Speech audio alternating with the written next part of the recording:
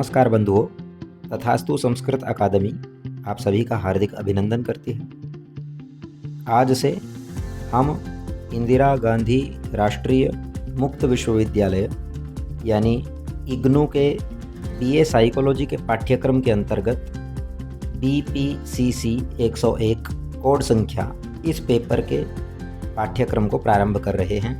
इग्नू के द्वारा BA psychology के पाठ्यक्रम में प्रथम सेमेस्टर में यह पाठ्यक्रम रखा गया है। इस प्रश्न पत्र का किस प्रकार से विभाजन है, अर्थात इसकी विषय वस्तु किस प्रकार से विभक्त है, आज हम इसका एक स्थूल अवलोकन करेंगे। चलिए प्रारंभ करते हैं। इस प्रश्न पत्र में जिसका नाम है मनोविज्ञान एक परिचय, यहाँ विषय वस्तु की चर्चा करने के लिए हम उपस्थित हैं। सर्वप्रथम हमें यह समझना होगा कि इस प्रश्न पत्र को सर्वप्रथम खंडों में विभक्त किया गया है और उन खंडों को भी आगे इकाइयों में विभक्त किया गया है।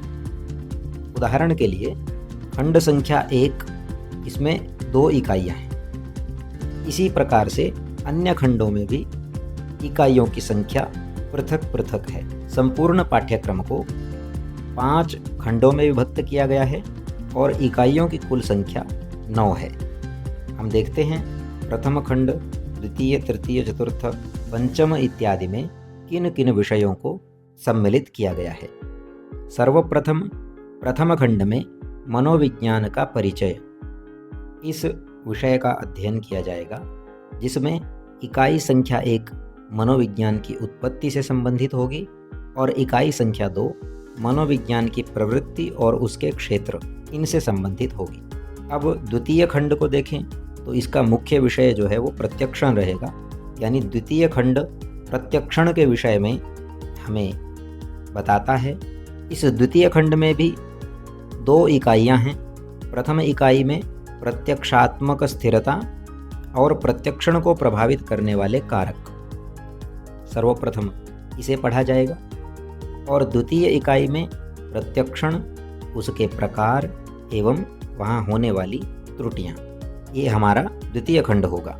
तृतीय खंड में जिसका नाम है चिंतन और भाषा, एक ही इकाई है। इकाई में भी चिंतन और भाषा, इसी विषय को हम पढ़ेंगे। इसी प्रकार से चतुर्थ खंड जो है उसमें अधिगम और स्मृति, जैसा खंड संख्या 4 में अधिगम और स्मृति इन 2 शब्दों को लिखा है, तो प्रारंभिक जो इकाई, प्रथम इकाई इसकी होगी, उसमें हम अधिगम को ही जानेंगे। द्वितीय इकाई में स्मृति के बारे में पढ़ा जाएगा। इस प्रकार से हमारा चतुर्थ खंड है। पंचम खंड में अभिप्रेरणा और संवेग, इन विषयों का अध्ययन होगा। तो प्रथम इकाई स्वाभाविक रूप से अभिप्रेरणा की और द्वितीय इकाई संवेग की होगी।